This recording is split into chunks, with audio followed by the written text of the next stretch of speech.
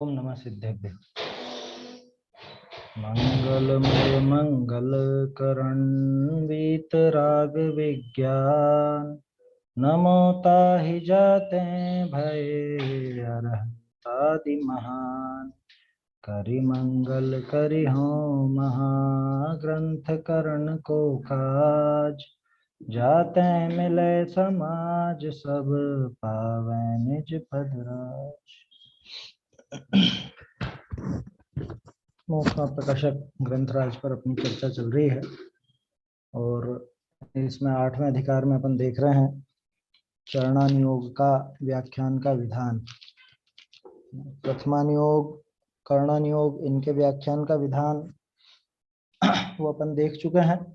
चरणानुयोग के व्याख्यान का विधान अपन देख रहे हैं। इसके अंदर बात अभी तक ये हुई कि चरणानुयोग में जीव के बुद्धि गोचर कथनों का प्रयोग किया जाता है, जिससे आसानी से समझ सके, आसानी से धर्म मार्ग में लग सके। जैसे भी करके, कैसे भी करके पाप छोड़ करके धर्म मार्ग में लगे, है ना, ऐसा चरणानुयोग का प्रयोजन रहता है। और आचार्य देव जीव को धर्म मार्ग में लगाने के लिए 2 तरह के उपदेश का प्रयोग करते हैं। एक तो सिर्फ व्यवहार का उपदेश और एक निश्चय मिश्रित व्यवहार का। तो जहां सिर्फ व्यवहार का उपदेश है वहां तो एक तरह से ऐसा समझना कि जहां व्यवहार का उपदेश दिया जा रहा है वहां बाहरी क्रिया की ही मुख्यता रहती है। और निश्चय मिश्रित उपदेश में, निश्चय मिश्रित व्यवहार के उपदेश में भावों की मुख्यता होती है। व्यवहार के उपदेश में शरीर की क्रिया से, उन बाहरी क्रियाओं से उन भावों को साधा जाता है, परिणामों को। और निश्चय मिश्रित व्यवहार के उपदेश में भावों को साधते हैं, उससे वो क्रिया अपने आप सध जाती है। ऐसा परस्पर निमित्त नैमित्तिक संबंध भी है। तो कल अपन ने देखा था कि आचार्य देव ने सम्यक दर्शन, सम्यक ज्ञान, सम्यक चारित्र और कोई प्रतिज्ञा वगैरह, ये 4 बातें थी ना। इन चारों के संबंध में व्यवहार से कैसा उपदेश दिया जाता है जहां सिर्फ व्यवहार की मुख्यता हो, और निश्चय मिश्रित व्यवहार से किस तरह से उपदेश दिया जाता है। और दोनों का टारगेट अलग अलग जीव है। कोरे व्यवहार का उपदेश तो ऐसे जीव को देते हैं कि जिसको निश्चय की यथार्थभूत वस्तु का उसको ज्ञान नहीं हो, या उपदेश देने पर भी जिसको समझ में ना आ सके, ऐसा लगे आचार्य देव को, ऐसे जीव को सिर्फ व्यवहार का उपदेश दिया जाता है। और जो जीव मोक्ष मार्ग में स्थित हैं पहले से, या उपदेश देने पर जो स्थित हो सकते हैं, जो समझ सकते हैं, उनके लिए निश्चय मिश्रित व्यवहार का उपदेश दिया जाता है। ऐसी पद्धति अपन ने पहले बिंदु में देखी थी।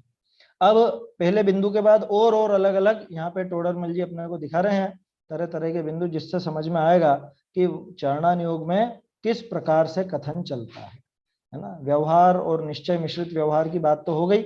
अब अगला बिंदु देखते हैं, पॉइंट नंबर 2, है ना। अभी तक पॉइंट नंबर 1 ही चल रहा था, पहला ही बिंदु था अभी तक 2 पेज में। तो अब ये 280 पेज निकाल लीजिए, 280 पेज पर ऊपर से ही चलेगा, है ना। और हस्तलिखित प्रति में 356 है। अब है अपना दूसरा बिंदु, बहुरी चरणानुयोग विषय तीव्र कषायनी का कार्य छुड़ाए मंद कषाय रूप कार्य करने का उपदेश दीजिए है। ये दूसरा पॉइंट है ना। आगे इसी की डिटेल है पूरी। क्या कह रहे हैं कि तीव्र कषायों का कार्य छुड़ा करके मंद कषाय रूप कार्य करने का उपदेश दिया जाता है। तीव्र कषाय छुड़ाना चाह रहे हैं आचार्य देव, मंद कषाय करने का उपदेश दे रहे कि तू तो कर, मंद कषाय कर। क्यों रे, कषाय करने का उपदेश दे रहे। अभी देखिए डिटेल किस तरह से आती है इसकी, है ना। आचार्यों को तो कषाय छुड़ानी ही है, जिसकी पूरी नहीं छूटे उसकी थोड़ी छुड़ाते हैं, ऐसा समझो। उसकी तीव्र छुड़ा करके मंद तक तो लाएंगे पहले, भाई क्रम तो इसी तरह चलेगा ना। ऐसा तो नहीं होगा कि कोई एकदम से वीतरागी हो जाएगा कि अभी तो तीव्र रागी था, अभी तो पूरे ही राग द्वेष और सारी कषाएं मौजूद थी, और अभी एक झटके में वीतरागी हो गया। ऐसा होता है क्या कहीं पर? ऐसा कभी नहीं होता। वो क्रमशः ही धीरे धीरे धीरे धीरे कषायों का नाश होता जाता है। अरे और तो और गुण स्थानों की परिपाटी अगर अपन देखेंगे तो उसमें अपने को पता चलेगा कि एक एक कषाय क्रम से जाती है।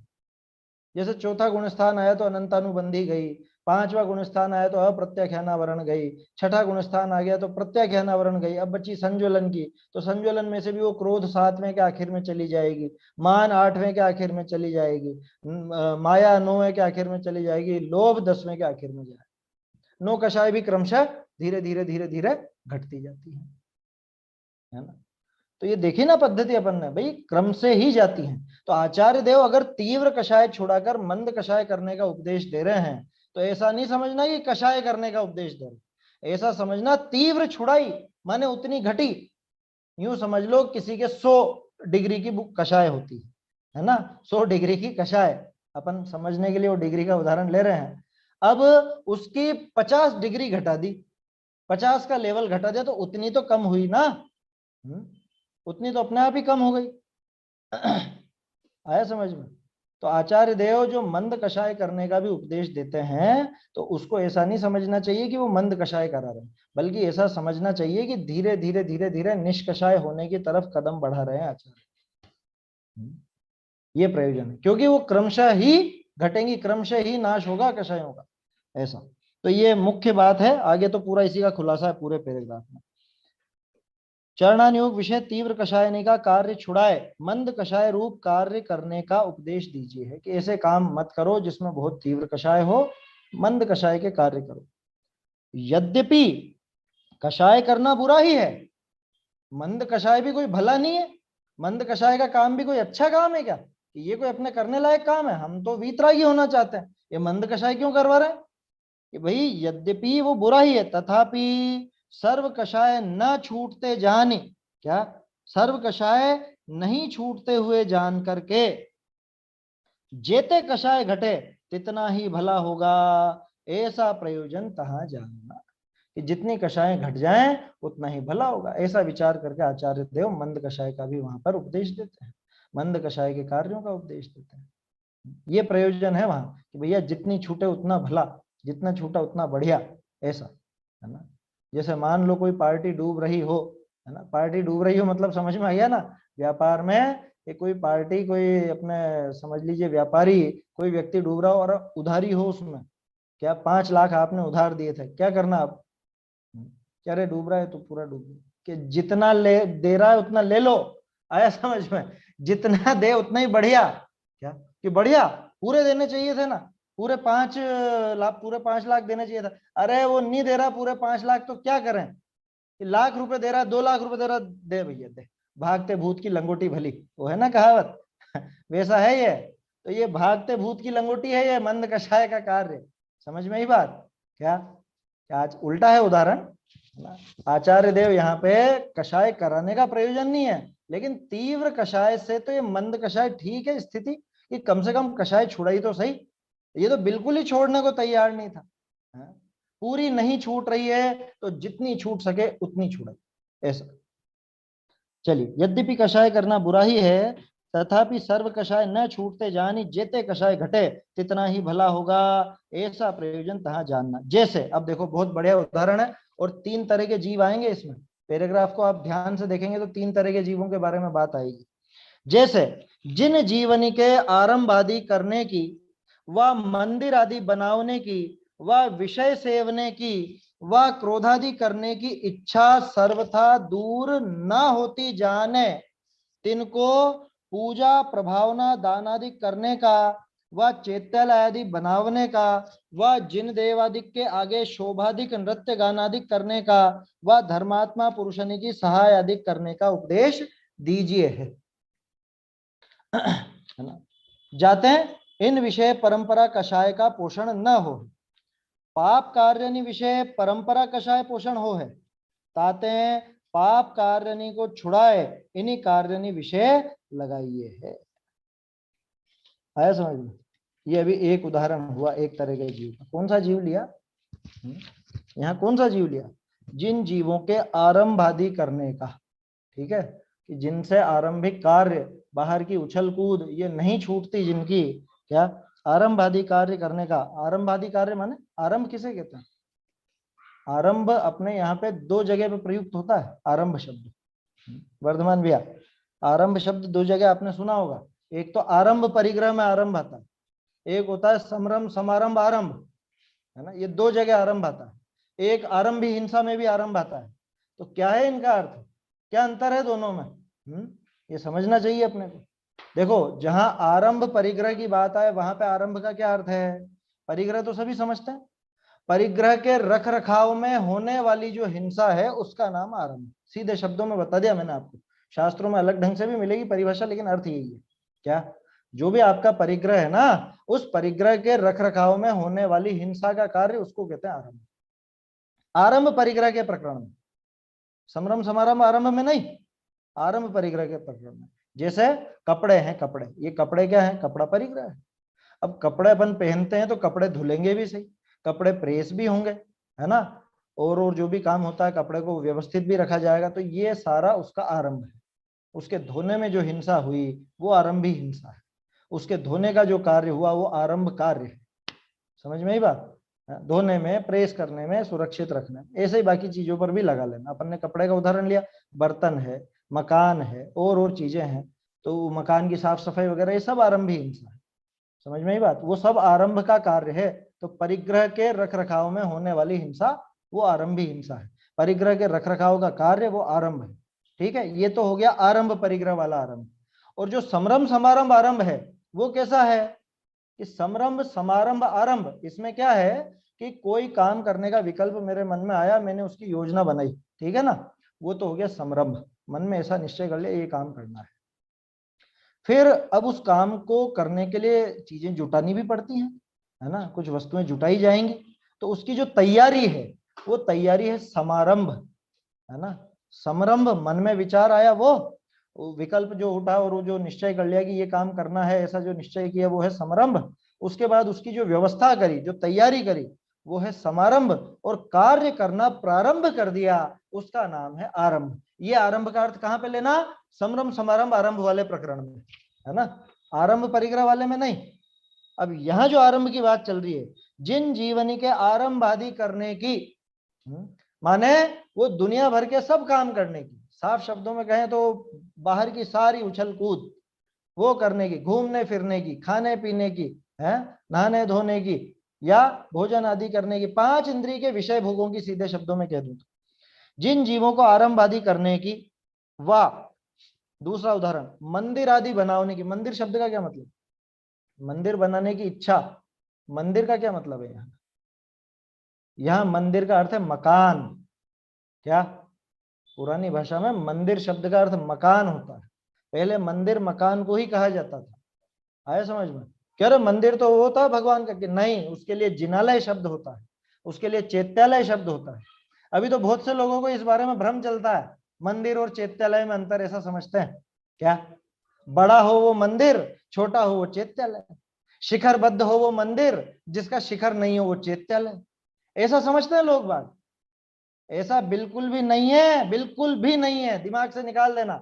जान करके ये बात उठाई मैंने, क्योंकि मुझे पता है ना बहुत से लोगों के दिमाग में यही चलता है कि अरे वो चैत्यालय नहीं है, वो तो मंदिर है, कि वो मंदिर नहीं है, वो तो चैत्यालय, ऐसा सोचते हैं। अरे भैया, अकृत्रिम चैत्यालय की रचना पढ़ी कभी? अकृत्रिम चैत्यालय कितना बड़ा होता है? हमारे शहरों से बड़ा बड़ा अकृत्रिम चैत्यालय होता है। एक एक अकृत्रिम चैत्यालय में 108 प्रतिमाएं होती है। कितनी? 108 की। 108 में क्या बड़ी बात है? क्या पहले साइज देख लो उनकी, फिर बात करना। 108 108 प्रतिमाएं किस साइज की है? 500 धनुष की।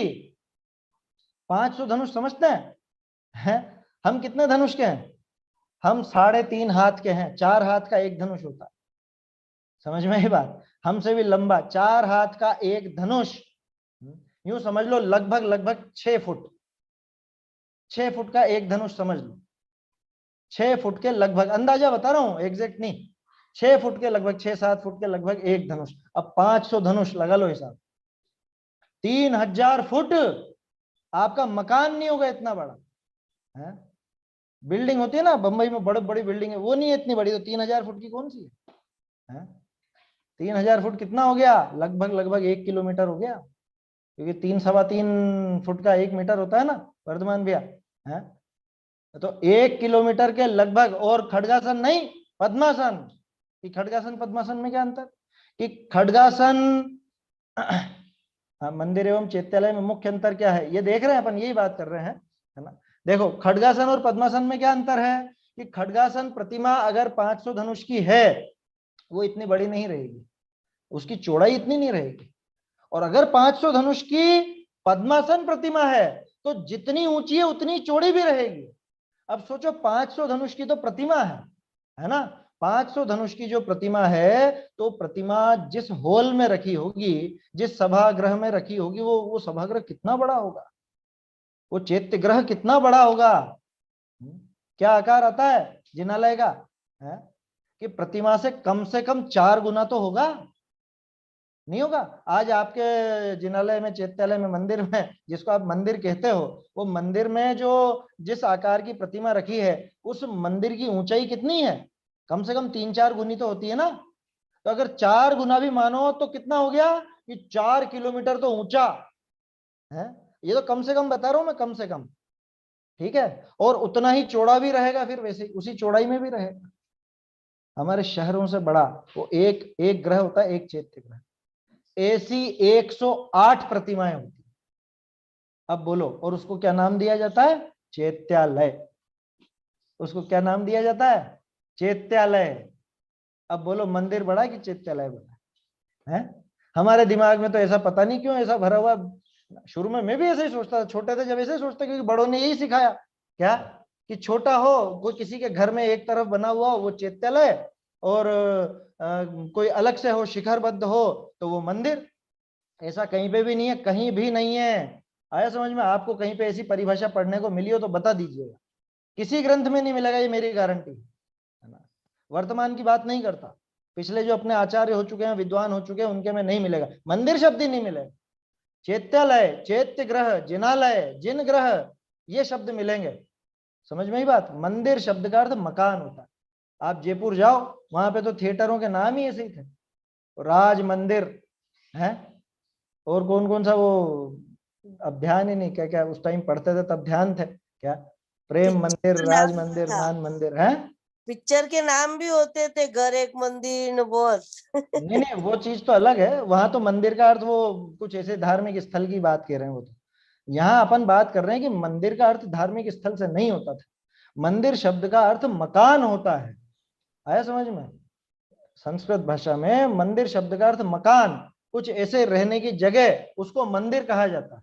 और जिसे आज हम मंदिर कहते हैं, वास्तव में उनके लिए चैत्यालय शब्द था। तो दिमाग से निकाल दीजिएगा कि चैत्यालय छोटा होता है, कि चैत्यालय बिना शिखर का होता है। ये कहीं कोई बात नहीं है, पता नहीं कैसे चल पड़ी बात, ये लोगों ने अपने मन से बना ली इस तरह की बात।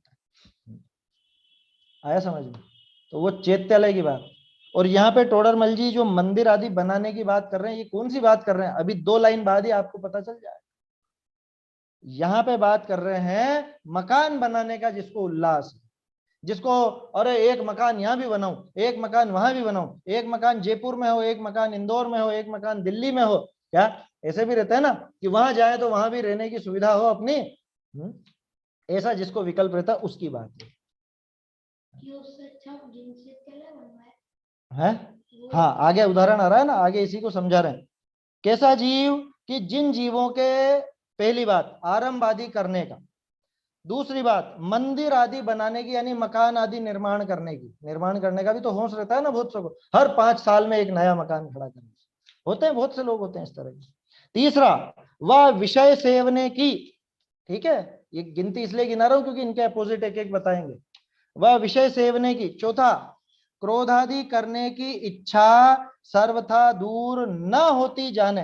यहाँ संशोधन है थोड़ा सा, वही जो कल भी मैंने शायद आपको बताया था, होती न जाने और न होती जाने, दोनों में क्या अंतर है? लाइन को ढंग से पढ़िए, क्या लिखा है आपके अनुवाद में? लिखा है इच्छा सर्वथा दूर होती न जाने। अर्थ तो आपको समझ में आ रहा है, लेकिन अर्थ क्या निकलता है इसका? दूर होती न जाने। इसका एक अर्थ ऐसा बनता है कि दूर तो होती थी लेकिन ये नहीं जानते, ऐसा अर्थ लेना क्या, कि नहीं दूर न होती जाने। कौन? आचार्य देव। आचार्य देव को लग रहा है कि इसके दूर नहीं होगी, ऐसा जानते हैं। तो दूर न होती जाने ठीक प्रयोग है, ना कि दूर होती न जाने। क्योंकि दूर होती न जाने का तो ऐसा हो गया कि ये नहीं जान रहे, हो तो जाएगी इसकी दूर, ऐसा अर्थ निकल जाएगा। और मैं मेरे मन से नहीं कह रहा हूं, ये बात यहाँ पे है हस्तलिखित ग्रंथ में। फोटो खींचना भूल गया, नहीं तो ये दिखाता अभी आपको। दूर न होती जाने। और कल भी अपन ने प्रयोग देखा तो था। हाँ देखो, इसी इसी पैराग्राफ में देखो आप ऊपर, तथापि सर्व कषाय न छूटते जानकर, कि छूटते न जानकर है, न छूटते जानकर सही प्रयोग है। उन्होंने देख लिया कि इसके सारी कषाएं नहीं छूट रही हैं, ऐसा जानकर तो न पहले आएगा न कि बाद में। ठीक है, देखिए क्या कह रहे हैं, सर्वथा दूर न होती जानी तिनको। अब देखो क्या क्या कहा, उधर आरंभ का था पूजा प्रभावना दान आदिक करने का, यहाँ एक सुधार और है, ये जो पूजा प्रभावनादिक लिखा है ना, पूजा प्रभावना दान आदिक, दान और जुड़ेगा उसमें, टोडरमल जी ने हस्तलिखित में दान भी जोड़ा है, ये प्रिंटिंग होने से छूट गया, वो एक साथ लिखा था ना प्रभावना दानादिक, तो प्रभावनादिक ऐसा बन गया, बस लिखा है ना ये, उन्हें पूजा प्रभावनादिक करने का, पूजा प्रभावना दान आदिक करने का, तीन चीजें हो गई, पूजा प्रभावना और दान, ऐसा।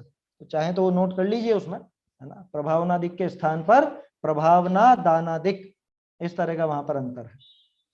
देखिए क्या कह रहे हैं, उनको पूजा प्रभावना दानादिक करने का, दूसरा वह चैत्यालय आदि बनावने का, तीसरा वह जिन देवादिक के आगे शोभादिक नृत्य गानादिक करने का, चौथा वह धर्मात्मा पुरुषनी की सहाय आदि करने का उपदेश दीजिए है। चार के अपोजिट चार, ऐसा क्या, कौन सा जीव पकड़ा, ऐसा जीव जिसके आरंभ आदि करने का होश नहीं मिटता, जिसके आरंभ कार्य करने की इच्छा नहीं मिटती, उससे क्या कहा कि तुझे आरंभ कार्य करना है, हम तुझे आरंभ कार्य बता रहे हैं।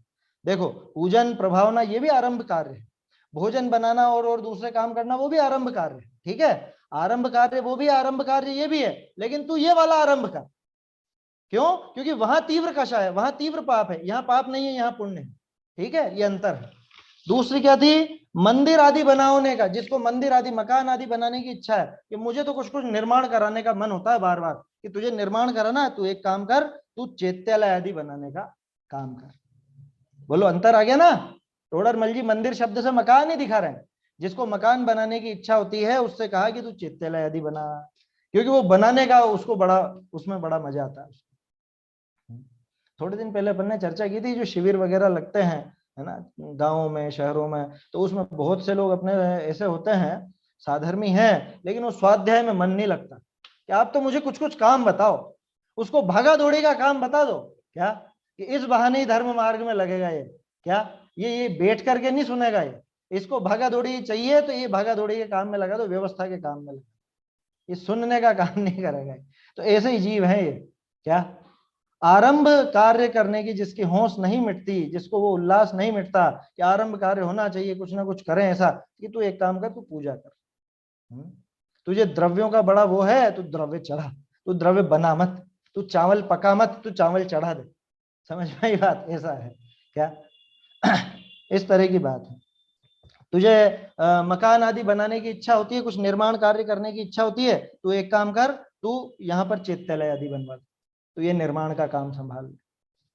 तीसरा क्या था, विषय सेवन करने की, कि विषय भोगने की इच्छा होती है, नृत्य गान किए, घूमे फिरे, ऐसा ऐसा कुछ करे, तो तू एक काम कर, जिन देव आदि के शोभा नृत्य गान आदि कर, तुझे नाचना है ना, नाचने का शौक है ना, भक्ति में नाच, तुझे गाने का शौक है ना, तू भजन गा, तू भगवान की स्तुति कर, पूजन कर, ऐसा काम कर, तब तो कुछ काम भी बने, तब तो कुछ इसका उपयोग भी सही जगह लगे, ठीक है। और क्या कहा, एक और कौन सी थी, क्रोध आदि कषाय करने की इच्छा, है ना, तो इधर क्या कहा, ये तेरे कषाय बहुत भड़कती है, ऐसा होता है, तो इसके क्रोध को मान में डाइवर्ट करो, आया समझ, कैसे मान में, कैसे कि तू सहायता कर लोगों की, है ना कहीं कषाय निकालनी है ना, उसके जो अंदर भड़ास भरी हुई है, वो भड़ास खत्म करनी है, वो कषाय खत्म करनी है, तो क्या करें कि तू सहायता कर, तू तो बड़ा आदमी है भैया, तू सहायता कर, ये पद्धति आचार्य देव की, बड़ी कषाय छुड़ा करके, है ना, बड़ी कषाय छुड़ा करके ये मंद कषाय करा रहे, तीव्र कषाय का काम छुड़ा करके मंद कषाय का करने का उपदेश देते हैं। क्यों देते हैं, क्योंकि इसकी सारी की सारी कषाय तो नहीं छूटती दिख रही आचार्य देव, आचार्य देव ऐसा जान रहे हैं कि इसकी सारी कषाय नहीं मिटेंगी, और इसको कषाय निकालने का कुछ ना कुछ अवसर चाहिए, तो इसको इन कार्यों में लगा। जैसे जो कुशल अध्यापक होता है ना, समझदार अध्यापक, वो किसको मॉनिटर बनाता है? ये जो बहुत पढ़ाकू हो, बहुत समझदार, उसको नहीं बनाता, कि जिसको कुछ ना कुछ चाहिए, क्या कुछ ना कुछ हंगामा करना है उसको, कि इसको काम संभला दो, इसको काम संभलाओ, इसको व्यवस्था संभलाओ, इसको उछल कूद का रस ज्यादा है, क्या तो उसको काम संभलाता है तो वो खुद भी उस मतलब खुद उस काम में लग गया तो वो शैतानी करना बंद कर देगा और उसका सदुपयोग भी हो जाएगा। भाई वो उसकी एनर्जी कहीं ना कहीं तो निकालेगा ना। एनर्जी माना यहाँ पे कषाय, तो वो कषाय भाव भाव को कहीं ना कहीं तो डाइवर्ट करना पड़ेगा। तो ये डाइवर्ट किया आचार्य देव ने, ये पद्धति है, ये उसकी कषाय का रुख बदल दिया बिल्कुल। ऐसा है। तो क्या कहा, वो इच्छा सर्वथा दूर न होती जानकर आचार्य देव ने इसी तरह से उपदेश दे दिया। चलिए आगे देखते हैं क्यों कहा ऐसा। जाते हैं, इन विषय परंपरा कषाय का पोषण न हो है। आचार्य देव का लक्ष्य कम कषाय कराना नहीं है, आचार्य देव का लक्ष्य तो सारी कषाय छुड़ाने का है। अब वो एकदम से नहीं छूटे तो परंपरा से छुड़ाई जाए। तो ऐसा काम कराओ कि जिसमें इसके परंपरा कषाय का पोषण ना हो। जो दूसरे काम थे वो आरंभ आदि के काम या मकान निर्माण आदि के या विषय भोग भोगने के या वो जो क्रोध आदि कषाय के थे, उसमें तो परंपरा कषाय ही बढ़नी थी। क्यों? क्योंकि अभी वो पाप बांधता, बाद में फिर कुछ ना कुछ ऐसी स्थिति बनती, फिर वापस ये कषाय भाव करता, तो वो कषाय की परंपरा निरंतर बढ़ती ही जाती है। जबकि यहाँ पर क्या कहा कि यहाँ पर इसको इन कामों में लगा दिया तो यहाँ परंपरा कषाय नहीं बढ़ेगी। क्यों नहीं बढ़ेगी? जैसे ये यहाँ पे पूजा करेगा, ठीक है, पहले वहां पे वो द्रव्य से दूसरा काम कर रहा था, कुछ आरंभ का कार्य कर रहा था, यहाँ पे उन द्रव्यों से पूजन आदि का काम कर रहा है या प्रभावना का काम कर रहा है। तो पूजा प्रभावना में इसको देवशास गुरु के नजदीक बने रहने का एक मौका मिलेगा तो वहां पे इसको वो सत्य बात समझने का अवसर है। वो अवसर जहां फलीभूत हो गया वहां कषाय घटाने का काम बन जाएगा, मिटाने का काम बन जाएगा। जो हमारी पूजने हैं आजकल की, है ना, बाबू युगल जी के बाद, युगल जी बाबू जी के बाद जो पूजने बनी, है ना, उनसे ही परंपरा चालू हुई वो पूजन में अध्यात्म की बात मिलाने की। तो अब वो पूजन ऐसी है हमारी कि पूजन करते करते वो उन पर विचार करें, चिंतन करें थोड़ी देर, तो अपने आप वो तत्व विचार में लग जाए। अब बोलो क्या करने गया था? पूजा करने गया था और पूजा से वो तत्व विचार का लाभ हो गया, तो बोलो फायदा हुआ ना। उसकी जगह दूसरा कुछ और काम करता, वहां परंपरा कषाय बढ़ती, यहाँ परंपरा कषाय घट रही है। जड़ चेतन की सब परिणति प्रभु अपने अपने में होती है, अनुकूल कहें प्रतिकूल कहें यह झूठी मन की वृत्ति है। अब बोलो जब ये बात मुझे बोलूंगा और उस पर मैं विचार करूंगा तो कषाय बढ़ेगी कि कषाय घटेगी? ये परंपरा कषाय घटाने का साधन बन गया। ये एक छोटे से उदाहरण में समझ में आ जाती है बात, समझ में ही बात। जाते हैं, इन विषय परंपरा कषाय का पोषण न हो है और पाप कार्य विषय परंपरा कषाय पोषण हो है। कि पिछले जो चार उदाहरण थे, जो चार उदाहरण पहले दिए, आरंभ का, वो मकान निर्माण आदि कराने का, या समझ लीजिए वो नृत्य का, क्या बोलते हैं अपने विषय भोग का, या क्रोध आदि कषाय का, उनमें तो परंपरा पाप ही बढ़ रहा है, परंपरा से कषाय का ही पोषण हो रहा है और कषाय बढ़ती जाती है। बोलो कषाय मिटती है क्या? कह रहे मेरे तो बहुत इच्छा हो रही है मकान बनाने की, बना लिया मकान।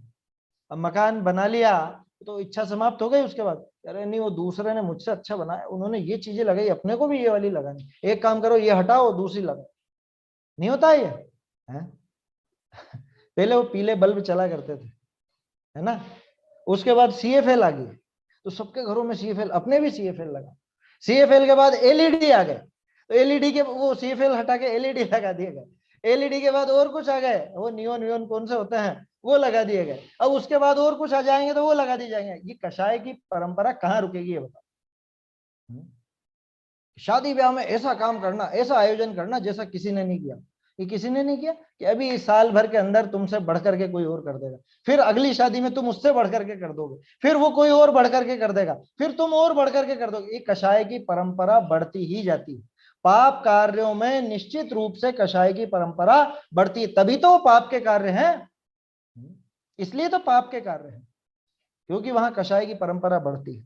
और ये कार्य पुण्य के कार्य, क्यों? क्योंकि इसमें कषाय की परंपरा घटती है। यहाँ कषाय घटाने का प्रयोजन पूरा होता है, वहां कषाय बढ़ने का प्रयोजन पूरा होता है। इस वजह से आचार्य देव उस बड़ी कषाय को छुड़ा करके ये मंद कषाय के काम करने का भी उपदेश देता है।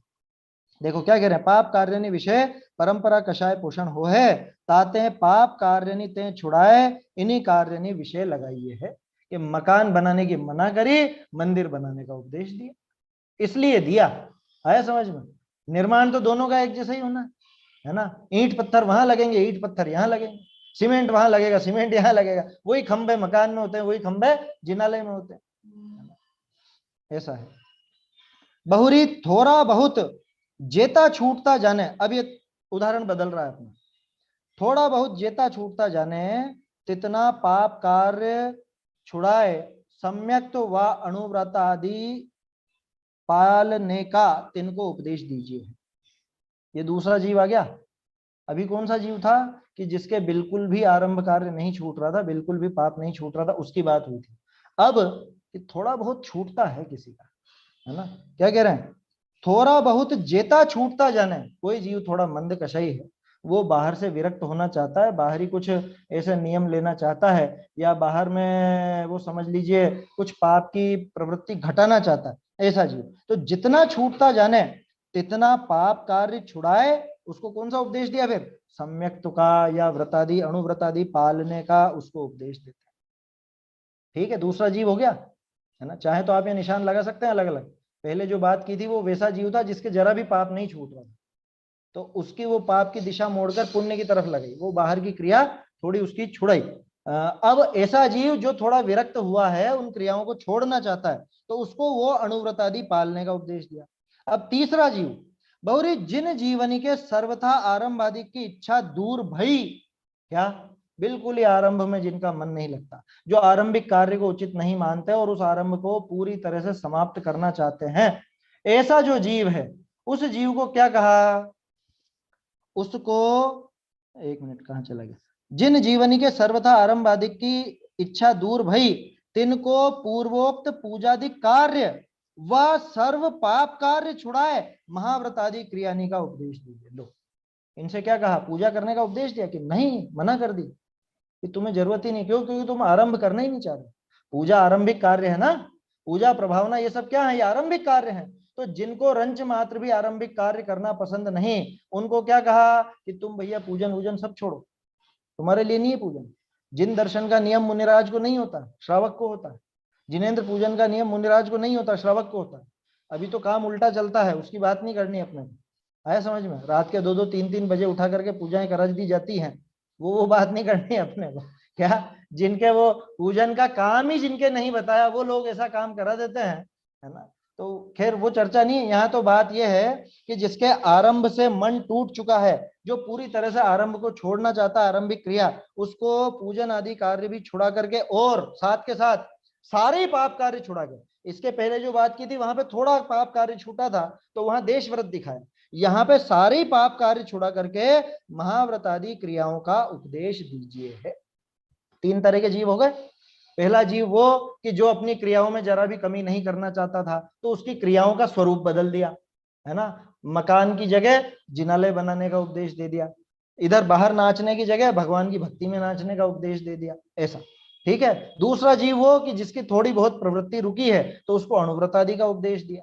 तीसरा जीव वो जिसको आरंभ आदि कार्य बिल्कुल नहीं सुहाता, उससे कहा कि तू पूजा वूजा सब छोड़, तू तो महाव्रत आदि धारण कर, ये भक्ति पूजा आदि तेरे काम की नहीं है, तू तो आत्मलीन रहे, मस्त रहे, 28 मूल गुणों का पालन कर, अपने आत्म स्वभाव का साधन कर, मुक्त हो जाए। उनको ऐसा उपदेश दिया। तीनों ही तरह के जीवों को चरणान योग में समझाया, तीनों का ही उपदेश चरणान योग में है। ठीक है, एक उदाहरण तो ये हुआ 3 तरह के जीवों का। इसके आगे इसी में देखिए बहुरी, अब यहां थोड़ा सा एक सुधार है। किंचित रागाधिक छूटता न जानी, यहाँ पे न छूट गया है छपने में, किंचित रागादि छूटते न जान करके, क्या मतलब कि थोड़े बहुत ये रागादि नहीं छूटेंगे इनके। किंचित रागादिक छूटते न जाने, तिनको दया, धर्मोपदेश, प्रतिक्रमण आदि कार्य करने का उपदेश दीजिए, है ना। पहले बात करी थी आरंभ पाप आदि की, उसकी बात करी थी 3 तरह के जीवों में। यहाँ पे अब दूसरा उदाहरण आ गया। यहाँ राग आदि नहीं छूटते हैं जीव के, तो उसको क्या कहा कि थोड़े बहुत उसके राग आदि नहीं छूट रहे हैं, तो उसको दया का उपदेश दिया कि तू दया का पालन कर, है ना। तू धर्मोपदेश कर, तू प्रतिक्रमण कर, इत्यादि कार्य कर। प्रतिक्रमण कर, प्रत्याख्यान कर, सामायिक कर, आलोचना कर, उपवास आदि कर, ये उपदेश उसको दिया। और जहां सर्व राग दूर होई, जहां पूरा ही राग दूर हो गया मुनि दशा में, या जो आत्मलीन है वो लेना, क्योंकि मुनि दशा में और कार्य तो दिखते हैं अपने को, सामायिक आलोचना वगैरह वो तो नजर आता है, लेकिन जहां सर्वराग दूर होई, इसका क्या अर्थ? इसका अर्थ कि जहां वो आत्मलीन है, तहां किछु कार्य किछु करने का कार्य ही रहा नहीं, ताते तिनको किछु उपदेश ही नहीं। तो ये जो दो उदाहरण लिए इसी में, अभी जो अपन ने बात की इसमें दो बातें ली। एक तो ये कि किंचित रागादि छूटते न जानकर, मतलब कि इस समय इसके बुद्धिपूर्वक थोड़े बहुत राग हो रहा है, तो उसको दया का, धर्मोपदेश का, प्रतिक्रमण आदि का, इन कार्यों का उपदेश दिया जाता है। और जिसके अभी राग सामने नजर नहीं आ रहा है, जो राग छोड़ बैठा है, जिसके बिल्कुल वीतराग दशा सामने आ चुकी है, कहने का अर्थ जो आत्मा में लीन है, बुद्धि पूर्वक का राग जिसके अभी नजर नहीं आ रहा है, उसके लिए क्या उपदेश दिया? कि उसको कोई उपदेश ही नहीं। क्यों? क्योंकि करने लायक काम वो कर ही रहा है, अलग से क्या करने लायक बताएं उसको? वो आत्मा में लीन बैठा हुआ है पहले से ही। आया समझ में? जहां सर्वराग दूर होई, तहां किछु करने का कार्य ही रहा नहीं, ताते तिनको किछु उपदेश ही नहीं। ऐसा क्रम जानना, ये क्रम है। पहले तो तीन तरह के जीव दिखाए है ना, उसके बाद उन तीन तरह के जीव में आखिरी जो समझ लीजिए जिसके आरंभवादी क्रियाएं भी छूट गई, जो मुनि दशा का पात्र हो गया, अब वहां पे कुछ राग नहीं छूटता जानकर उनको तो ये दया, धर्म, उपदेश, प्रतिक्रमण इनका, और जो आत्मलीन हो गए हैं उनके लिए कोई उपदेश ही नहीं है। आया समझ में? चरणायोग उनके विषय में मौन हो जाता है। क्यों मौन हो गया? क्योंकि जो करने लायक कार्य है वो स्वयं कर ही रहे हैं, इस वजह से उनको उसका कुछ उपदेश नहीं दिया जाता। ऐसा क्रम जानना, ये दूसरा बिंदु पूरा हुआ अपना चरणानुयोग के व्याख्यान के विधान में, दूसरा बिंदु पूरा हुआ। एक बार पहले थोड़ा सा दोहरा लेते हैं। पहला बिंदु क्या था? कि पहले बिंदु में तो ये बात आई थी कि वो व्यवहार से अथवा निश्चय मिश्रित व्यवहार से उपदेश देता, बहुत बड़ा बिंदु था, चरणानुयोग के व्याख्यान की पद्धति थी, है ना। निश्चय सहित निश्चय मिश्रित व्यवहार का उपदेश देते हैं, है ना। निश्चय का नहीं है वो पूरा, निश्चय मिश्रित व्यवहार का उपदेश। किसका? वो भी कहीं कहीं पर बात आती है, लेकिन वो फिर चरणानुयोग छूट करके द्रव्यानुयोग बन जाता है। कोई ग्रंथ पर्टिकुलर किसी एक ही अनुयोग का चलता रहे ऐसा कभी नहीं होता। कर्णानुयोग में भी आपको द्रव्यानुयोग छुपा हुआ मिल जाएगा। चरणानुयोग का अभी उदाहरण आ जाएगा थोड़ी देर बाद, मतलब थोड़ी बाद में जब चर्चा होगी अपने, तो कर्णानुयोग में चरणानुयोग भी मिल जाएगा, प्रथमानुयोग में चारों अनुयोग मिल जाएंगे। तो कहाँ किस तरह से वो व्याख्यान चलता है उस हिसाब से वो बात होती है। और दूसरा बिंदु ये आया, दूसरे बिंदु का मुख्य बात क्या थी इसमें? कि तीव्र कषायों का कार्य छुड़ा करके मंद कषाय रूप कार्य करने का उपदेश देते, ये इसका मूल बिंदु था। अब तीसरा पॉइंट, तीसरा बिंदु देखिए इसके बाद। समय हो गया क्या है? अभी तो 5 मिनट है। चलिए अब तीसरा पॉइंट, बहुरी चरणानुयोग विषय कषाई जीवनिकों कषाय उपजाए करी भी पाप को छुड़ाइए है और धर्म विषय लगाइए है। लो, कषाय करा करके भी पाप छुड़ाते। अभी तो अपन ने क्या देखा था? बड़ी कषाय छुड़ा करके छोटी कषाय कराते। अब क्या बात आ रही है कि कषाय पैदा करके भी पाप कार्य छुड़ाते। ऐसी विचित्रता, ये तीसरे बिंदु का मुख्य पॉइंट है, ये मुख्य बात है ये। बाकी पूरे पैराग्राफ में इसका खुलासा है। देखिए पढ़ता हूं। बहुरी चरणानुयोग विषय है कषाई जीवनी को, जो कषाई जीव है उसको कषाय उपजाए भी, कषाय उपजाए करी भी, है ना, पाप को छुड़ाइए है और धर्म विषय लगाइए है। मुख्य प्रयोजन क्या है? कषाय कराना है या पाप छुड़ाना? ये मुख्य प्रयोजन है धर्म में लगाना। कषाय करा करके भी वो पाप छुड़ाएंगे और पाप छुड़ा करके धर्म मार्ग में लगाएंगे। यहाँ धर्म का अर्थ पुण्य से मुख्य रूप से समझना, क्योंकि चरणानुयोग में पुण्य को भी धर्म कहा जाता है। जब पाप छुड़ाते हैं तो पाप छुड़ा करके पहले पुण्य कार्यों में लगाया जाता है ना। तो कषाय करा करके भी आचार्य देव ऐसा काम करते हैं। कैसे? उसका उदाहरण यहाँ पे दे रहे हैं, पढ़ लेते हैं अभी अपन, है ना। वैसे समझ में आ जाएगा, पढ़ने में ही समझ में आ जाएगा। जैसे पाप का फल नरकादिक के दुख दिखाई, तिनको भय कषाय उपजाए पाप कार्य छुड़ाइए। अरे भैया ये भक्ष खाना छोड़ दो, नरक में जाओगे। हैं? बचपन में हम छोटे थे ना, तो हमारे जो मतलब बड़े बूढ़े हैं, सुना होगा आप लोगों ने भी, बड़े बूढ़े इस तरह की बात करते हैं कि सींग और पूंछ उग जाएगी तुम्हारे। क्या ये रात में खाओगे, आलू प्याज आदि खाओगे, बाजार की खाओगे तो सींग और पूंछ उग जाएंगे? क्या झूठ कहते थे क्या? सींग और पूंछ उग जाएंगे माने तिर्यंच बन जाओगे। आया समझ में? सींग और पूंछ का मतलब तिरछे सींग उग जाएंगे। अब बोलो आलू खाने से सींग कैसे उगेंगे? कि अगले भाव में उगेंगे, मत चिंता करो, सच है वो बात। ऐसा है। तो भय दिखाया ना, भय कराया वहां पे, भय कषाय पैदा करके पाप कार्य छुड़ाया। अरे सरकार क्या करती है, वो जो बीड़ी सिगरेट के पैकेट होते हैं या जो तंबाकू के पैकेट होते हैं, उसमें क्या क्या वो फोटो बना होता है ना, वो फोटो क्यों बनाया जाता है? फोटो काहे का? कैंसर का। वो कैंसर से गाल कट रहा है, सड़ रहा है, ऐसा कुछ फोटो रहता है। तंबाकू से कैंसर होता है, ऐसा दिखाता है ना। वो फोटो क्यों दिखाते हैं? वो कह रहे थोड़ा बहुत डर करके, है ना, अपने स्वास्थ्य का भय खा करके अगर ये छोड़ देवे, सुधर जाए तो अच्छी बात है। यही तो प्रयोजन है वहां पर। ठीक ऐसे चरणान योग में भी ऐसा ही प्रयोजन चलता है। तो यहाँ तो भय पैदा करा है। दूसरा, बहुरी पुण्य का फल स्वर्ग आदि के सुख दिखाई, तिनको लोभ कषाय उपजाए, धर्म कार्य विषय लगाइए। जीवों को ज्यादातर दो ही चीजों से प्रेरणा मिलती है, या तो भय से या लोभ से, है ना। जो भी समझ लो मोटिवेट करते हैं ना किसी काम के लिए, तो या तो भय दिखा करके या लोभ दिखा करके, या तो उसको कोई लोभ दो, लालच दो, या फिर उसको डर दिखाओ। साम दाम दंड भेद वो वाली नीति है। कैसे भी करके उसको या तो भय दिखा करके वो पाप छुड़ाएंगे या लोभ दिखा करके पाप छुड़ाएंगे। अरे तू ब्रह्मचर्य से रहेगा तो स्वर्ग में बहुत बहुत तेरे को मतलब अच्छी पदवी मिलेगी, तू देव बनेगा, है ना, और वहां पे बहुत विषय भोग भोगने को मिलेगा। तो ऐसे पाप कार्य छोड़ेगा तो ऐसा बनेगा। नहीं बताते हैं दान का फल भोग भूमि, कि तू दान देगा भोग भूमि मिलेगी, है? ऐसा है, ये लोभ दिखाया जाता है। पुण्य का फल स्वर्ग आदि के सुख दिखाई, तिनको लोभ कषाय उपजाए, धर्म कार्य ने विषय लगाइए। बहुरी यह जीव इंद्रिय विषय शरीर पुत्र धनादिक के अनुराग ते पाप करे है, धर्म परांगमुख रहे है, ताते इंद्रिय विषयनी को मरण क्लेश आदि के कारण दिखावने करी, तीन विषय अरति कषाय कराइए।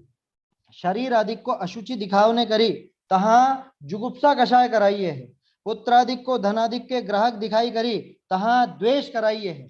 बहुरी धनादिक को मरण क्लेशादिक का कारण दिखाई, तहा अनिष्ट बुद्धि कराइए है। इत्यादि उपायते विषयादि विषय तीव्र राग दूरी होने करी, तिनके पाप क्रिया छूटी, धर्म विषय प्रवृत्ति हो है, प्रवृत्ति होती है ना। एक लाइन और पढ़ देता हूं ये। बहुरी नाम स्मरण, बहुरी नाम स्मरण स्तुतिकरण पूजा दान शीलादित्य, इस लोक विषय दरिद्र कष्ट दुख, यहाँ सुधार है, दुख शब्द छूट गया, जोड़ लीजिएगा। दरिद्र कष्ट दुख दूर हो है, पुत्र धनादिक की प्राप्ति हो है, ऐसे निरूपण करी, तिनके लोभ उपजाए, तिनी धर्म कार्य विषय लगाइए है। ऐसे ही अन्य भी उदाहरण जान, है ना। समय तो हो गया है अपना, या हाँ संक्षेप में ये बात इन्होंने बताई है, बाकी और विस्तार से अपन इसमें और आगे देखेंगे, आगे पूरा खुलासा आएगा इसका। जो यहाँ पे प्रश्न प्रश्न भी खड़ा किया जाएगा कि आचार्य देव ऐसी कषाय क्यों पैदा कर रहा है। सोचो तो सही, ये सब नहीं दिखाया क्या? आत्मानुशासन आप पढ़ेंगे ना गुणभद्राचार्य का, टोडरमल जी की टीका, उसके अंदर ये सारी बातें आई है इस तरह की। इस शरीर से तो अशुचि कराई, वो भोगों से बिल्कुल ऐसे जुगुप्सा करा दी, क्या स्त्री के बारे में कैसा कैसा वर्णन। और वो 84 नंबर का एक श्लोक है, उसके अंदर तो घर वालों को शत्रु बताया कि जिसने तेरा शादी कराई है वही तेरा सबसे बड़ा दुश्मन। क्यों? क्योंकि उसने तेरी भव भव की संतति बढ़ाई, संसार की संतति बढ़ाने में उसने योगदान दिया। क्या तू भव में जन्म मरण धारण करके दुखी था, ये शादी ब्याह करा करके इसने तेरे जन्म मरण और बढ़ाए हैं, इसलिए ये वास्तव में तेरा शत्रु। बोलो ऐसा सब कथन आए कि नहीं आए? तो उनका क्या प्रयोजन? उनका प्रयोजन झगड़ा कराना है? नहीं, उनका प्रयोजन कि ये जो उनके पीछे पाप कार्य करता है, अत्यधिक पाप कार्य करता है, वो पाप कार्य इसके छूटे, ये आचार्य देव का प्रयोजन वहां। और विशेष इस पर अपन बात करेंगे, अभी तो अपन ने रीडिंग लगाई है इसकी, आप लोग और विचार कीजिएगा इसके संबंध में, फिर अपन चर्चा कल करेंगे, अभी समय हो गया है। निज निधि निज में बताई, यह अनंत उपकार है, इसके लिए जिन वाणी माँ को वंदना शत बार है, वंदना शत बार है।